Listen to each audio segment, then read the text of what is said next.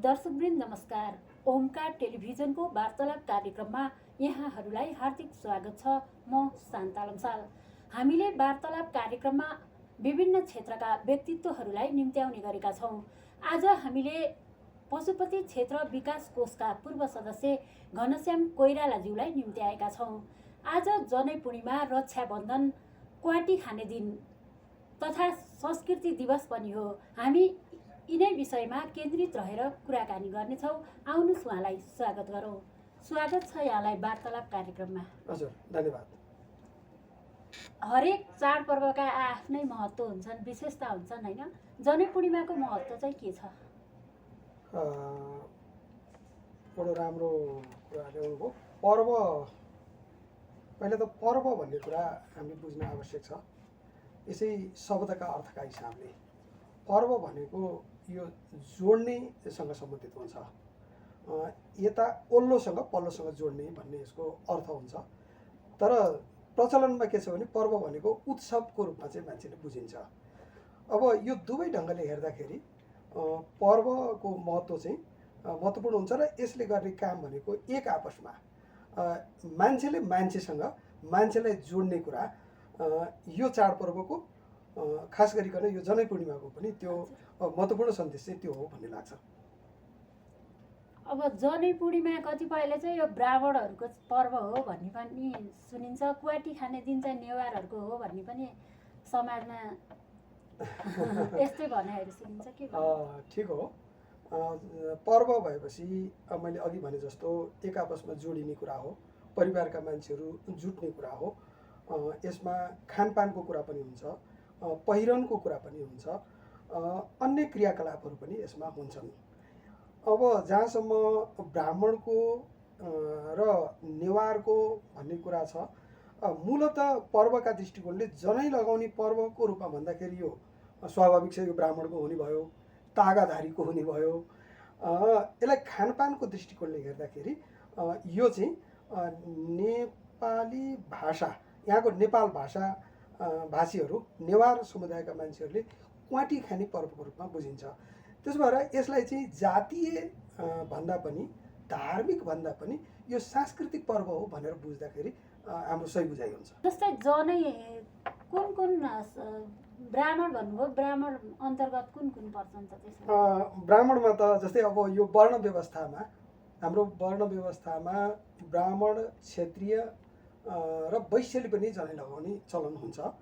मूलत वैश्यहरूले लगाउने कुरा यतातिर नेपालमा अलि कमै छ, केही मान्छेहरूले मात्रै लगाउँछन्।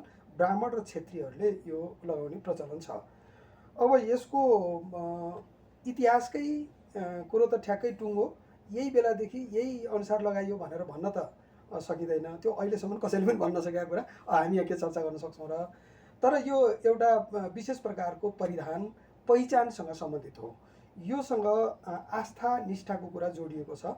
योसँग समाज विकासका क्रममा मान्छेको गणनासँग, मान्छेको सृजनात्मकतासँग जोडिएको छ। र त्योभन्दा ठुलो कुरो यो चाहिँ आस्थासँग निष्ठासँग जोडिएको छ। त्यो कसरी भने जनैलाई यज्ञ सूत्र, यज्ञोपवीत भनेर पनि भनिन्छ।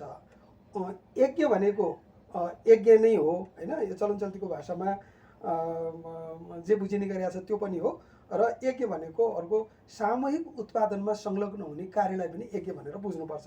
तर मान्छे आजभोलि यस्तो खालको रूढ भयो कि यज्ञ भन्ने बित्तिकै स्वाहा सुधा गर्ने, हवन गर्ने आदि इत्यादि कुरालाई मात्रै यज्ञ भन्ने ढङ्गले बुझ्न थाले। यसले गर्दा त्यो जनै पनि एक प्रकारको रूढ बन्न गएको हो। नत्र यो यज्ञमा म यज्ञमा संलग्न छु भनेर उपवीत भनेको धारण गर्ने एउटा त्यो परिधान विशेष हो।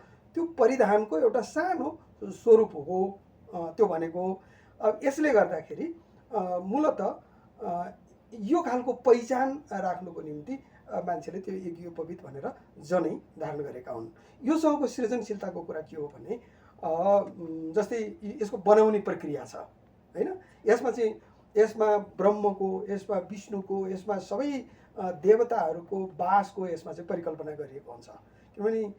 किनभने यो पर्वहरूसँग तीनवटा कुरा चाहिँ अभिन्न रूपमा जोडिएका छन्। प्राय मान्छेहरूले पर्वलाई धर्मसँग मात्रै बुझ्छन्, कसैले पर्वलाई अरू कुरासँग जोड्छन्। हामीले कसरी यसलाई बुझ्न आवश्यक छ भने यस्तो पर्वहरू यो धार्मिक होइनन्, यो चाहिँ सांस्कृतिक पर्व हो। यो भनेको एउटाको मुख्य भए पनि अरूको यसमा संलग्नता हुन्छ। यसले अरूलाई निषेध गर्दैन। ब्राह्मणको हुनसक्छ, क्षेत्रीयको हुनसक्छ, तर त्यो ब्राह्मण र क्षेत्रीयको मात्रै सीमित चाहिँ हुँदैन। त्यो चाहिँ अन्यत्र पनि त्यही ढङ्गले समावेश गर्ने, सहभागी हुने कुरा यो कुरासँग जोडिएको छ। अब जनै पूर्णिमा भन्नासाथ रक्षाबन्धन त आइहाल्यो। यो जुन डोरो बाँध्ने चलन छ यो चाहिँ अब यसमा ठिकै छ। मैले यसमा चाहिँ अलिकति भनौँ, जनैको कुरा नै अहिले जनै पूर्णिमा भएको हुनाले अलिकति जनैकै बारेमा भन्न अझै अलिक थोरै आवश्यक छ। यो जनै यतिकै हामीले हेर्दाखेरि 3 सरे 6 सरे जनै लगाएको देखिन्छ, तर वास्तवमा त्यो जनैको भित्र सरा, अरू सरा चाहिँ त्यो 96 सरा हुन्छ। त्यो के को प्रतीक हो भन्दाखेरि त्यसलाई दुईवटा ढङ्गले हेरेको छ। गायत्रीमा 24वटा अक्षर हुन्छन्। 24वटा अक्षरलाई ऋग्वेद, यजुर्वेद, सामवेद र अथर्ववेद यो 4वटा वेदले गुणन गर्दाखेरि 96 चाहिँ प्रतिफल आउँछ। यसबाट के बुझ्यो भने हामीले गायत्री पनि बिर्सनु हुँदैन र वेद पनि बिर्सनु हुँदैन भन्ने कुराको एउटा सङ्केत हो। एउटा कुरा चाहिँ त्यो हो भने अर्को त्यही हिसाबले हेर्दाखेरि के भनिएको छ भने तिथिर 12 नक्षत्र तत्त्ववेद गुणान्वितम कालत्रयम च मासाश्च ब्रह्मसूत्रम हि षण्णवम भनेर भनिएको छ। यसको अर्थ के हो भने तिथि 15वटा तिथि यसमा स्मरण गरिन्छ, 7वटा बार, 27 नक्षत्र अनि 25 तत्त्व। 25 तत्त्व भनेको आम रूपमा मान्छेले बुझ्दैनन्, यो साङ्ख्य दर्शनसँग सम्बन्धित विषय हो। 4 वेद अनि 3 गुण। गुण भनेको सत्व, रज, तम, यो 3वटा गुण र 3 काल, भूत, भविष्य र वर्तमान, यो 3 काल र 12 महिनाको जोडफल। यसो गर्दाखेरि पनि यो चाहिँ 96 हुन्छ।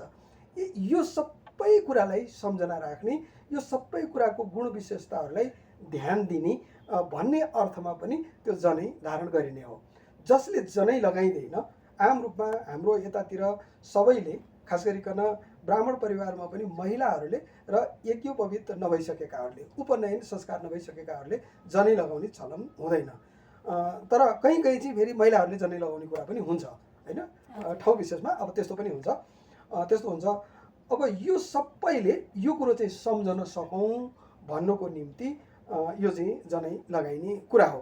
यसमा हाम्रो तराईतिरको कुरा गर्नुहुन्छ भने तराईमा चाहिँ जनैलाई जनै भनिँदैन। हाम्रै देशको तराईमा चाहिँ जनेउ भनेर भनिन्छ। यसको अर्थ के भने जनेउ भनेको जनाउको नजिक छ होइन, केही हो भन्ने कुराको जानकारी हुने विषय हो। अर्थात् यो जनेउ भन्ने शब्दले मान्छेको पहिचान हो भन्ने कुरो यसले चाहिँ पुष्टि गर्छ। त्यसबाट यो पहिचानसँग सम्बन्धित हो। जनै नलगाउनेहरूले चाहिँ यसलाई रक्षाबन्धन भनेर मानिन्छ। रक्षाबन्धनको कुरा अलि यो कुराभन्दा अलिक फरक खालको कुरा छ। सामान्यतया अब विभिन्न युगमा बाँडिएको छ।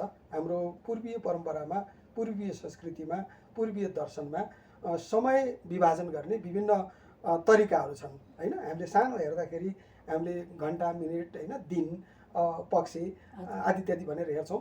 अघि नै मैले चर्चा गरेँ जस्तो हामी बढी गयौँ भने नक्षत्रसम्म 27सम्म हामी पुग्छौँ। तर यसको गणना व्यापक छ। यो युगहरूमा, कल्पहरूमा यसलाई चाहिँ विभाजन पनि गरेका छ। अहिले त्यतातिर हामी त्यति विस्तारमा हामी जान सक्दैनौँ, त्यो सम्भव हुँदैन। तर कुनै कालखण्डमा यो विभिन्न प्रकारका अवतारहरू भएका छन् होइन। भगवान् विष्णुको अवतारहरू भएका छन् भनेर पुराणहरूमा पढ्न पाइन्छ। कुनै एउटा कालखण्डमा जब मान्छेहरूमा एक प्रकारको चेतना विकास भइरहेको थियो, अनि एउटालाई जित्ने र आफू लाभान्वित हुने होइन, अर्कोलाई हराउने र आफू लाभमा जाने, यो खालको प्रक्रियाबाट हाम्रो समाज अगाडि बढेको छ नि त। यस्तो क्रममा साह्रै शक्तिशाली, साह्रै बलशाली, साह्रै दानवीर एकजना राजा, दानव राजा भएका छन्। उनको नाम चाहिँ बलि भनेर भनिएको छ। त्यो बलिलाई उनको त्यो प्रताप देखेर उनीबाट ईर्ष्या गरेर त्यति बेलाका भगवान् विष्णुले पनि त्यहाँ छल गर्न मन लाग्यो। छल गर्दाखेरि कसरी गर्नु भन्दा एउटा सानो बामन पुड्के हामी चलन चल्तीमा त्यस्तो भन्छौँ, त्यो भन्न उपयुक्त हो कि होइन, त्यस्तो सानो शरीर भएको ब्राह्मणको भेष गरिकन दान माग्न भगवान् विष्णु त्यहाँ आइपुगेको प्रसङ्ग छ र झुक्क्याएर 3 पाउ मलाई 3 पाउ जमिन देऊ, जे मागे पनि दिन्छु भन्ने बलि त्यो दानवीर थिए। ल 3 पाउ जमिन देऊ भन्दाखेरि अनि आफ्नो 3 पाउ विस्तार गरेर स्वर्ग, मर्ते, पाताल सबै आफ्नो कब्जामा गरेको भन्ने कुरो छ। हो त्यो क्रममा धागो बाँधेर बलिलाई वचनबद्ध बनाइएको थियो। अब योबाट चाहिँ धागो बाँध्ने कुरा अगाडि बढेको छ र यहाँहरूले हामी सबैले सुनेका छौँ। त्यो अहिले पनि धागो बाँध्दाखेरि के भन्ने गरिन्छ भने एन बद्धो बलि राजा दानवेन्द्रो महाबल तेन त्वाम प्रतिबद्धनामि रक्षेमाचल माचल भनेर भनिन्छ। यो भनेको के भने जुन धागोले, जुन बन्धनले महाबली दानवीर राजालाई बाँधियो, उनलाई प्रतिबद्ध बनाइयो, त्यही धागो म तिमीलाई पनि बाँध्छु। हे धागो, हे रक्षासूत्र, तिमीले अब मैले जसलाई बाँधिएको छु उसलाई अविचल रूपमा रक्षा गर। अर्थात् अविचलित हुने, त्यसमा आफ्नो प्रतिबद्धताहरूमा, आफ्ना सङ्कल्पहरूमा दृढ रहने शक्ति प्रदान गर भनेर भनिएको छ। धागोको चाहिँ महत्त्व यो हो। त्यसो त अब यो जनै लगाउनुको रक्षा जुन हातमा नाडीमा डोरो बाँधिन्छ, यसको धार्मिक मात्र नभई वैज्ञानिक महत्त्व पनि छ होइन त? अवश्य अवश्य, यो सबै कुरामा। अब अहिले इतिहास पनि एक प्रकारको सङ्ग्रहालय हो। हामीले भौतिक वस्तुहरू सङ्कलन गरेर राख्ने ठाउँलाई चाहिँ हामीले सङ्ग्रहालय भनेर भन्छौँ। तर हामीले कता ध्यान दिँदैनौँ भने यसका मूर्त पक्ष र अमूर्त पक्ष छन्। यसको सफ्ट पार्ट पनि छ र यसको हार्ड पार्ट पनि छ। यो सफ्टमा हेर्ने हो भने, त्यो चाहिँ अमूर्तमा हेर्ने हो भने इतिहास, पुराणहरू, संस्कृतिका यी विभिन्न मान्छेको व्यवहारबाट व्यक्त हुने तर बाहिर मूर्त रूपमा देखाउन नसकिने त्यस्ता पक्षहरू हुन्छन्। हो त्यो चिजहरू त्यसमा छ। अमूर्त पक्ष त्यो संस्कृतिमा भएको हुनाले यो धागोसँग पनि र यो धर्मसँग पनि त्यो खालको सम्बन्ध किन राखिएको भने धर्मलाई त्यो संस्कृतिसँग, त्यो परम्परासँग, त्यो विशेषता जोडिएको हुनाले यसमा स्वाभाविक रूपमा यसमा चाहिँ विज्ञान छ। यहाँले चर्चा गर्नुभए जस्तो कुरा के भने अब खोज्न जरुरी छ। किनभने हामी त धागो बाँध्ने भनेको हामी परम्परा, आस्था, निष्ठाका कारणले बाँध्छौँ। यसो भएर कसैले हामीलाई अन्धविश्वासी पनि भन्छौँ। तर हामी अन्धविश्वासबाट माथि उठ्नुपर्छ। अहिले तपाईँका प्रश्नले हामीलाई अलिकति अन्धविश्वासबाट माथि उठाउनु प्रेरित गरेको छ। त्यो भनेको के भने हामीले जे गर्छौँ हामीले नजानेर गऱ्यौँ भने राम्रै गर्दाखेरि पनि त्यो अन्धविश्वास हुन्छ।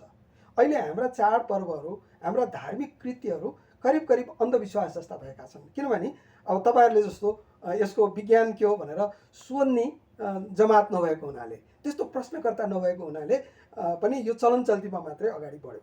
तर यो हामीले जुन नारीमा बाँध्छौँ, नारीमा विभिन्न हामीले यतिकै पनि अब त्यो नाडी भनेको त यो हात पाखुरा मात्रै होइन, यो भित्रका विभिन्न तन्तुहरू होइन।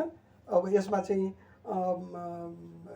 इडा, सुषुम्ना, पिङ्गला आदि इत्यादि गरिएका हामीलाई त्यो रक्त सञ्चार गर्ने, हामीलाई आन्तरिक रूपमा दिशाबोध गर्ने, हामीलाई परिचालित हुन प्रेरित गर्ने त्यस्ता खालका शक्ति तत्त्वहरूको त्यसमा चाहिँ परिकल्पना गरिएको छ। अब त्यसलाई खोज्ने कुरा र यो ठ्याक्कै यो साँच्चै हो भनेर त्यसलाई चाहिँ पुष्टि गर्नुपर्ने अबको आवश्यकता हो। मलाई लाग्छ हामी जस्तो यो संस्कृतिको क्षेत्रमा बोल्ने मान्छेहरूले यो कुरालाई जोगाउन सक्छौँ। तर वैज्ञानिकहरूले, अब शरीर विज्ञानीहरूले नारीमा बाँधेको धागोले के राम्रो प्रभाव पार्छ र यसका केही नोक्सानहरू छन् भने के नोक्सान छन् भनेर खोज्न जरुरी छ। यतातिर अन्धविश्वासी भनेर कसैलाई भनिरहनुभन्दा यसको विज्ञान के छ भनेर खोज्न अबको पुस्ताले त्यतातिर लाग्न आवश्यक छ। त्यसको निम्ति यो अभिप्रेरणाको एउटा स्रोत चाहिँ यो नारीमा धागो बाँध्ने कुरा हो।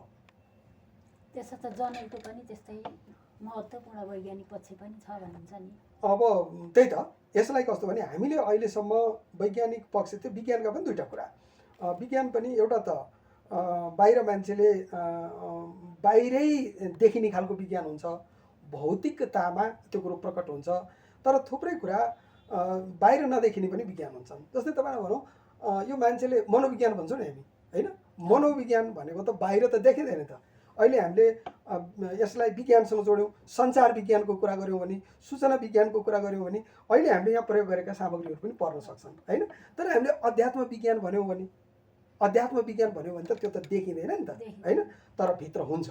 मनोविज्ञान भन्यौँ भने पनि त्यो चाहिँ भित्र हुन्छ, त्यो देखिँदैन। त्यसो भएर देखिने मात्रै र प्रविधिमा प्रकट हुने मात्रै विज्ञान हो भनेर बुझ्यौँ भने अब जनैमा त्यो विज्ञान नदेखिन सक्छ।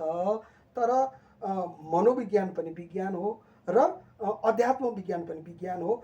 त्यसबाट प्रेरित हुने अन्य क्रियाकलाप पनि विज्ञान सम्मत छन् भनेर खोज्दा पत्तो लगाउँदा निसन्देह जनैमा विज्ञानका कुराहरू छन्। त्यसको अलिकति कुरो त मैले अघि भनिहालेँ होइन, स्मरण गर्ने कुरा। जस्तै महिनाहरूलाई सम्झिँदाखेरि हामीले के सम्झाउँछौँ भन्दा कुन महिनाको विशेषता के हो भनेर सम्झिन्छौँ। महिना सम्झिनुको अर्थ हामीले आमालाई सम्झिनुको अर्थ आमाको अनुहार जिउडाल मात्रै सम्झिने होइन नि होइन, आमाका गुण विशेषताहरू योगदानहरू सम्झिने हो। त्यस्तो भने जस्तै हामीले महिना सम्झिँदा पनि के सम्झिन्छ भन्दाखेरि हरेक महिना हाम्रो विभिन्न उत्पादनसँग सम्बन्धित छन् होइन, विभिन्न प्रकारका अन्य कुराहरूसँग सम्बन्धित छन्।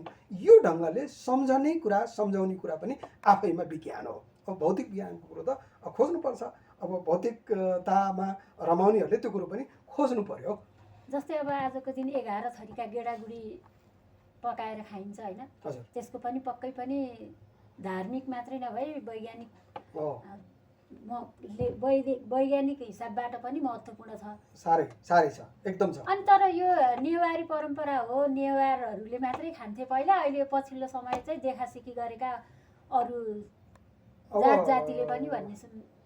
अब हामी यसै हेर्दाखेरि हामीले के ठान्छौँ भने हाम्रो देश सानो छ। हामीले हाम्रो देशलाई सानो किन मान्छौँ? किनभने हाम्रो उत्तरतिर साह्रै ठुलो देश चीन छ, दक्षिणतिर साह्रै ठुलो देश भारत छ। यसले गर्दा हामीलाई के लाग्छ भने हामी सानो छौँ भन्ने लाग्छ। तपाईँको यो प्रश्नमा मैले यो कुरो किन जोडेँ भने हामी साह्रै ठुलो देशका छौँ। यसका सांस्कृतिक विविधता, भौगोलिक विविधतासँगै भाषिक विविधता र सांस्कृतिक विविधता छ। संस्कृतिमा खाद्यको कुरा त्यो महत्त्वपूर्ण ठाउँ छ होइन। अब संस्कृतिमा खानाको कुरा छ, पहिरनको कुरा छ, हामीले प्रयोग गर्ने औजार उपकरणहरूको कुरा छ। संस्कृतिमा यी चिजहरू आउँछन्। त्यसो भएर यो क्षेत्रको यो भूगोलको अनुकूल हुने गरी यो भूगोलमा उत्पादन हुने, यो भूगोलका निम्ति यो मौसममा खान अनुकूल हुने खाद्यको रूपमा यहाँको जाति समुदायले सुरु गरेको हुनसक्छ भन्ने कुरा लाग्छ। यसलाई खाद्यान्नका हिसाबले त्यसलाई त्यो ढङ्गले बुझ्न सकिन्छ। अर्को मौसमका हिसाबले अहिले त हामी यसै पनि यो त्यो कोभिड-19 होइन कोरोनाको महामारीबाट गुज्रेका छौँ। यसको निम्ति पनि त्यो प्रकारको खाद्य, त्यो प्रकारको झोलिलो पदार्थ, पौष्टिकता भएको झोलिलो पदार्थको महत्त्व छ भनेर अहिले चिकित्सा क्षेत्रका मान्छेहरूले पनि भनिरहनु भएको छ। त्यस्तो हामीले थाहा पाइरहेछौँ। र यो साउनको महिना, साउन साह्रै झरी बर्खा अनि यसमा विभिन्न प्रकारका कीटाणुहरू जीवाणुहरूले मान्छेको शरीरमा आक्रमण गर्ने अनि त्यस्तोमा हामीले काम गर्दाखेरि अब छालामा पनि त्यस्तो प्रकारको रोग लाग्ने, असर गर्ने हुने कुरा हुन्छ स्वाभाविक रूपमा। त्यो खाद्यले हामीले जुन चिजहरूको मिश्रण त्यसलाई अझै टुसा उमारेर हामीले खान्छौँ, त्यसको झोल, त्यसमा मिसाइएका मसलाहरूले यो मौसम र त्यो प्रकारको स्वास्थ्य स्थितिलाई नियन्त्रण गर्न, सन्तुलनमा राख्न भूमिका खेल्छ भन्ने कुरा चाहिँ त यसै पनि प्रष्ट छ। त्यसो भएर यो भूगोलमा उत्पादन हुने, यो भूगोलमा यो मौसममा अनुकूल हुने खाद्यका रूपमा यहाँका मान्छेहरूले सुरु गरेको तर सबै ठाउँको निम्ति अनुकूल हुने खाद्य हो क्वाटी भन्ने लाग्छ। र यहाँ नेपाल भाषामा क्वाती भन्दो रहेछ।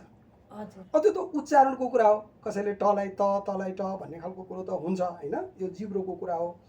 क्वाती, क्वा भनेको तातो, क्वा भनेको तातो, ती भनेको झोल होइन, तातो झोल। अब यसलाई बोल्दै जाँदा भन्दै जाँदा क्वाती भयो होइन, क्वाती भयो अनि क्वाटी भयो। त्यहाँमाथि नेवारी लवजमा हो त्यो अहिले पनि त्यो नेवार समुदायमा त्यो लवजमा चाहिँ त्यो जिब्रोले अहिले पनि क्वाती नै भन्छ होइन, त्यस्तो भन्छ। त्यसो भएर यो र यसको अर्को सांस्कृतिक पक्ष के हो भने हेर्नुहोस् त कस्तो मिश्रणमा खान्छौँ हामी। मिश्रण, हाम्रो समाज पनि मिश्रित छ होइन, धार्मिक हिसाबले, धार्मिक आस्थाका हिसाबले पनि हामी मिश्रित छौँ, संस्कृतिका हिसाबले पनि हामी मिश्रित छौँ, अरू हिसाबले पनि हामी मिश्रित छौँ। र जसरी पेटभित्र हामीलाई त्यो मिश्रणले अनुकूलता दिन्छ, त्यसै गरी समाजमा पनि हामी त्यही ढङ्गको मिश्रित हुने। किन क्वाटीको झोलमा कुन चनाको झोल हो, कुन बोडीको झोल हो, कुन गहतको झोल हो भन्ने कुरा त्यहाँ रहँदैन नि। हामी सबै एउटै रस भएर आउँछ। झोल त यो जनजीवनमा झोल, तर यसलाई भन्दाखेरि त रस भन्नु पऱ्यो नि। हो, त्यो रस जसरी त्यो क्वातीको त्यो रस छ, झोल छ, त्यसै गरी हाम्रो समाजमा पनि त्यो सम्मिलनको, त्यो मिश्रणको रस हामीले प्रदान गर्नुपर्छ। हामीले त्यो रस ग्रहण गर्नुपर्छ। हामी त्यो प्रकारका रसिला हुनुपर्छ। अब कसैका निम्ति कोही टर्रो हुने, कसैको निम्ति पिरो हुने, विभेद गर्ने, तलमाथि गर्ने, होच्याउने, थिच्याउने, मिच्याउने कुरा गर्नु हुँदैन। हामी सबै एउटा भाँडामा क्वाटी जसरी क्वाटी मात्रै हुन्छ, एउटै समाजमा हामी जनै लगाउने, जनै नलगाउने, धागो बाँध्ने, धागो नबाँध्ने, होइन। अब हरेक प्रकारका नाक नस्ल भएकाहरू हामी सबै त्यो क्वाटी हौँ। हाम्रो एउटा सरसता विकास हुनुपर्छ भन्ने कुराको सांस्कृतिक प्रतीकको रूपमा पनि हामीले त्यसलाई लिनुपर्छ भन्ने मलाई लाग्छ। जस्तै यो पछिल्लो समय अब यो ब्राह्मण समाजमा लगाइने जनै रक्षाबन्धन भनियो, हुन त तराईका समुदायमा पनि रक्षाबन्धन त गर्छन्, राखी भनेर, होइन।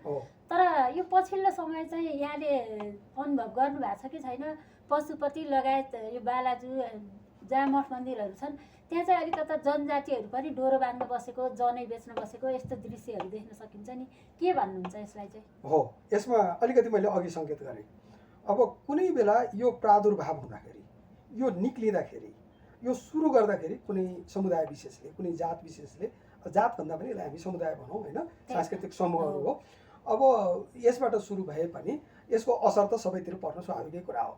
मेरो छिमेकमा रहेका मभन्दा भिन्न समुदायका मान्छेमा मैले गरेका राम्रा कुराको प्रभाव पर्नु, अरू समुदायका मान्छेहरूको राम्रा कुराको मलाई प्रभाव पर्नु त स्वाभाविक हो नि त। त्यसो भएर यसमा यो सांस्कृतिक सम्मिलनको कुरा, सांस्कृतिक सम्मिश्रणको कुरा, यसले कसैलाई तलमाथि नपार्ने कुराको महसुसीकरण नै अहिले चाहिँ अरू समुदायका मानिसहरूले पनि धागो बाँध्ने, यसलाई रक्षाबन्धन मान्ने, यो खालको कुरा हो, पुजारी भन्ने यो खालको कुरा हो। यो त राम्रो कुरा हो, एकदम स्वाभाविक रूपमा यहाँले भन्नुभयो।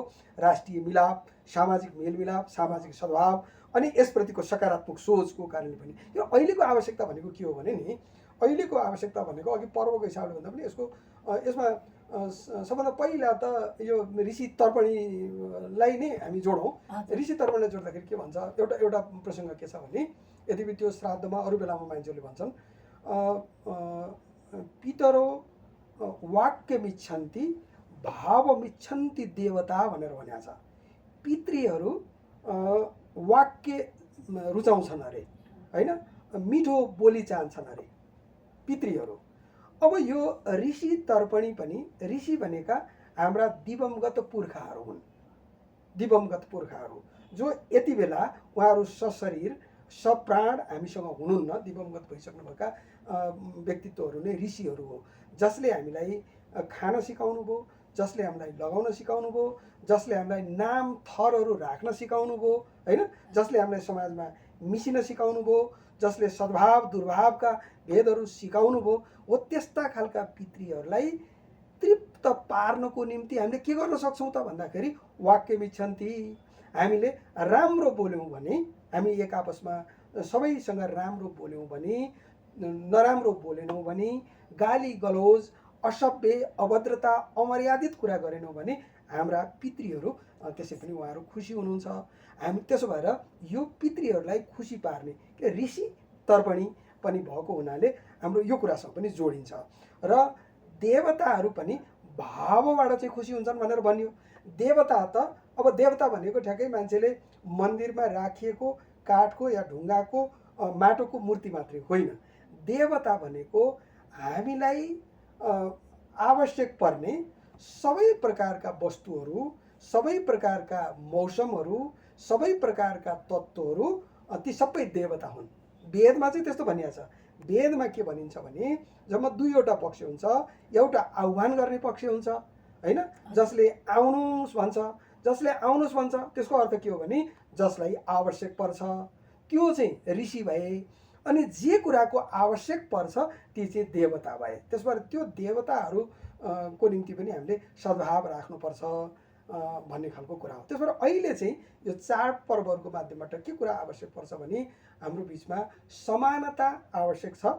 यो पर्वहरूले समानताको अनुभूति व्यक्त गरेका छन्, समानताको अनुभूति अभिव्यक्त छ। अर्को चाहिँ सद्भाव आवश्यक छ, सद्भाव पनि यसले बढाइरहेको छ, व्यक्त गरिरहेको छ। अर्को भनेको सम्मान, हैन, पितृहरूप्रति सम्मान अनि पूर्वजहरूप्रति सम्मान गरे जस्तै जीवितहरूप्रति पनि सम्मानको कुरो छ। अनि अर्को भनेको सकारात्मक सोच। यो सबै कुराको साथै सकारात्मक सोच भएन भने हामीले यिनले सोचेका कुरा, यिनीमा भएका कुरा राम्रो हो, ठिक हो, यसबाट हामीले ग्रहण गर्नुपर्छ, लिनुपर्छ, नराम्रा कुराहरू छोड्नुपर्छ भन्ने खालको सोच पनि हामीमा हुनुपर्छ। त्यो सकारात्मक सोच हो। यो यस्तो खालको चाडपर्वहरूले क्वाटी खाने, यो चाडपर्वले जनै लगाउने, यो चाडपर्वले रक्षा सूत्र बाँध्ने, यो चाडपर्वले हामी सबैको बिचमा यो चारवटा पक्षहरू समानता, सद्भाव, सम्मान र सकारात्मक सोच अभिवृद्धि गर्नुपर्छ भन्ने मलाई लाग्दछ। अहिले यो पछिल्लो समय चाहिँ पहिला अब जनै खोल्न हुँदैन लगाएपछि भन्ने जुन परम्परा थियो, अहिले पछिल्लो समय युवा पुस्ताले चाहिँ जनै नलगाएको भेटिन्छ नि धेरै। के भन्नुहुन्छ? अब यसमा दुईटा कतै यो लोप होला भन्ने। अब यसमा चाहिँ के हुन्छ भने त्यही मैले अघि भने जस्तो जनै किन लगाउने, जनै लगाउनुको फाइदा के हो र जनै नलगाउनुको बेफाइदा के हो भन्ने कुरा हामीले जानकारी गराउन सक्यौँ भने, हामीले त्यो कुरो प्रश्न पार्न सक्यौँ भने अनि यो मान्छेले त्यसो गर्दैनथे, अविच्छिन्न रूपमा लगाउँथे या नलगाउँदा राम्रो हुने लगाउँदैनथे, कहिले लगाउने कहिले नलगाउने गर्दैनथे। त्यस भएर यसको वैज्ञानिक कुरो अगाडि नसारिएको हुनाले, विश्वास बढाउन नसकिएको हुनाले त्यो लगाउनेहरूलाई पनि त्यसप्रति विश्वस्त पार्न नसकिएको, नलगाउनेहरूलाई पनि नलगाउनु मात्रै ठिक हो भन्ने पनि विश्वास दिलाउन नसकेकोले यस्तो हो भन्ने लाग्छ। र यहाँ चाहिँ अहिले तपाईँले कुरा गर्दै राखीको कुरा थियो नि, हामीले राखीलाई विदेशी या आयातित अन्य भनेर बुझ्नु हुँदैन। किनभने हाम्रो तराईका मान्छेहरू कहीँबाट आयातित मान्छे होइनन्। हाम्रा तराईवासी भाइबन्धुहरू, दिदीबहिनीहरू, इष्टमित्रहरू, हाम्रो यो भूगोलका अभिन्न, हैन, यहाँका हाम्रो जनता हुनुहुन्छ। उहाँहरूले परापूर्व कालदेखि, पहिलेदेखि, जहिलेदेखि हामीले यता पहाडतिर धागो बाँध्न जनै लाउन सुरु गऱ्यौँ, सम्भवतः उहाँहरूले राखी बाँध्न सुरु गर्नुभयो। त्यो त्यतातिरको, हाम्रो यतातिर भिन्न ढङ्गले यो मनाइन्छ भने त्यतातिर दिदी बहिनी र दाजुभाइको बिचमा प्रेमको प्रतीकको रूपमा अनि त्यो प्रेमको प्रतिबद्धताको प्रतीकको रूपमा यो बनाउने भएको हुनाले त्यो पनि स्वाभाविक हो। जहाँसम्म वस्तु आयात निर्यातको कुरा छ, अब हामीलाई आवश्यक पर्ने सबै वस्तुहरू, चाहे धर्ममा हो, अनि कर्ममा हो, खानपानका कुरामा होस्, पहिरनमा होस्, त्यो चिजहरू आयात कम गरेर हाम्रो उत्पादन बढाउने कुरामा ध्यान दिनुपर्छ। यो पर्वले हामीलाई त्यसतर्फ पनि प्रेरित गरोस्। हाम्रो समय सकिसकेको छ। अन्त्यमा मैले यहाँलाई सोध्न छुटाएको र केही जानकारी दिनुपर्ने, जस्तै संस्कृत दिवस पनि हो। आज संस्कृत दिवस पनि हो। यो सबै संस्कृतिमा खास गरी रक्षाबन्धनको यो कुरा, रक्षाबन्धन आफैमा संस्कृत शब्दसँग सम्बन्धित हो। जुन बन्धनबाट हामी रक्षित हुन्छौँ त्यस्तो बन्धनलाई रक्षाबन्धन भनेर भनिएको छ। यस्तो खालको शब्द ल्याउने संस्कृत भाषा पनि हामीले सँगसँगै अगाडि बढाउनुपर्छ। संस्कृत सिद्धियो भने, संस्कृत लोप भयो भने हाम्रो यो संस्कृतिहरूको पनि त्यो रस, त्यो प्राण, त्यो आत्मा त्यो चाहिँ कमजोर हुन्छ। त्यस भएर यो संस्कृत दिवसको रूपमा पनि हामीले यसलाई त्यही अर्थमा मनाउनु जरुरी छ। यहाँले स्टुडियोसम्म आएर आफ्नो महत्त्वपूर्ण समय दिनुभयो, विचार राख्नुभयो, यहाँलाई धेरै धेरै धन्यवाद। यहाँलाई पनि धेरै धेरै धन्यवाद। दर्शकवृन्द, हामीले भर्खरै कुराकानी गऱ्यौँ पशुपति क्षेत्र विकास कोषका पूर्व सदस्य घनश्याम कोइरालाज्यूसँग। उहाँसँग गरिएको कुराकानी यही सकिएको छ। म लगायत वार्तालाप टिमलाई बिदा दिनुहोस्। ओमकार टेलिभिजन हेर्दै रहनुहोला। नमस्कार।